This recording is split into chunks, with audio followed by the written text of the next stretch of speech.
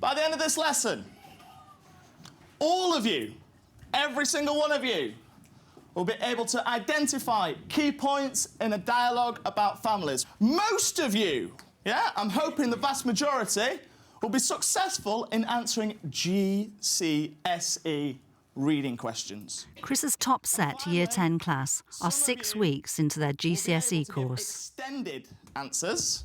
It was a good classic 3-part lesson, and he threw lots of energy at it. Combien il a ta personnes dans famille? Qu'est-ce que ça veut dire? Oui, Tom.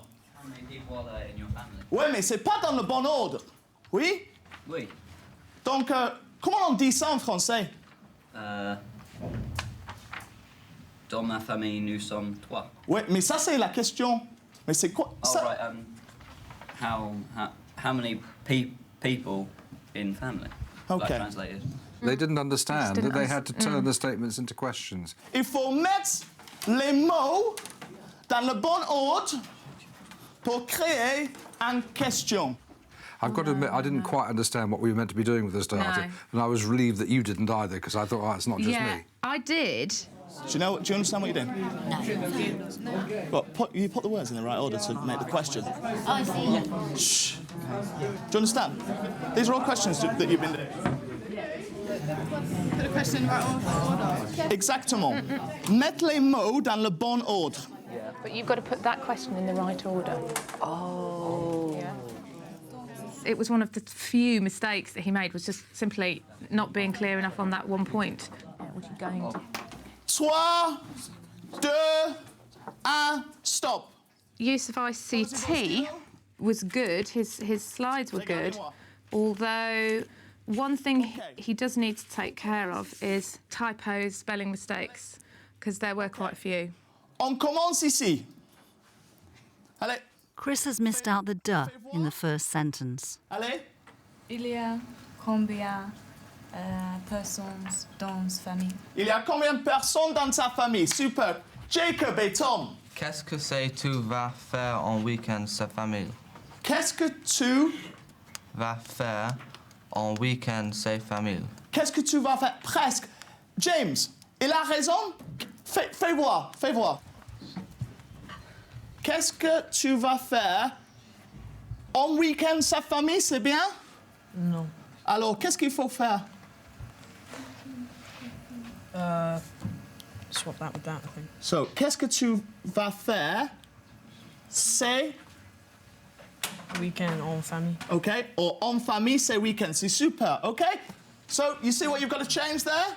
This is a very efficient exam class, isn't it? This is someone teaching children how to pass an exam, and Yes. amongst other things. Some of you have got more words than others to fill in the gaps from. Okay? What's the key to listening activities? Yes, Carl? Silence. Silence is a very good one, yes. But what else do we try and do? Slow it down in your head. Slow it down in your head, okay? Listen for gist. Listen for gist. And the big one that I keep going on about? Put it into context. Sort of. He's teaching them how to learn. It's not just that he's teaching them to pass an exam. He's teaching them how to tackle things themselves. So it's not just, I am teaching you these sentences in a foreign language. Okay, good. So he's teaching them independence. He's giving them strategies, isn't he? 3, 2, 1, numéro 2. Ma mère s'appelle Cathy. Elle a 54 ans, les yeux marrons et les cheveux bruns. J'aime ma mère parce I think that maybe the independent learning wasn't quite as evident as it could have been, but that's one of the few things, really, that was an area for development. But it looks like quite a static classroom. OK, you think about it for a minute. Come on, wake up, folks. This is what it's all about, yeah? Comment sont tes relations avec tes parents? Yes? J'ai de bonnes relations avec ma famille. Pourquoi? It was one child speaking at a time and led by him. A queue of 29 other children. Yeah. I'm wondering whether the introduction of more group work around the department would allow more children to talk more often. OK. Et qu'est-ce que tu vas faire en famille ce week-end? Ce week-end, nous irons voir mes grands-parents. Nous irons voir nos grands-parents. What's he just said? What did he just say? What did he just say? Come on, someone else. Come on, someone else. News. Come on. Jamie, say it again. Qu'est-ce que t'as dit là? Nous irons voir mes grands-parents. What's he going to do? See his grandparents. His questioning technique, I thought, improved throughout the lesson. And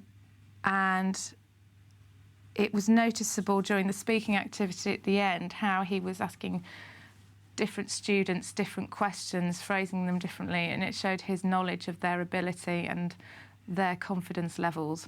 How can we develop our oral skills? Shh. Shh. I can tell that people are a bit nervous about control issues here. 3 minutes. Every now I hear him saying shh, shh. And yesterday I heard Audrey going shh, shh. And I thought, what's their problem? 2 minutes, travailler à deux. OK? 2 minutes in pairs, discuss, go. Shh. Chris has left 2 minutes for the plenary section to discuss exam technique. Discuss the best ways to approach listening activities. Just listening class, I suppose.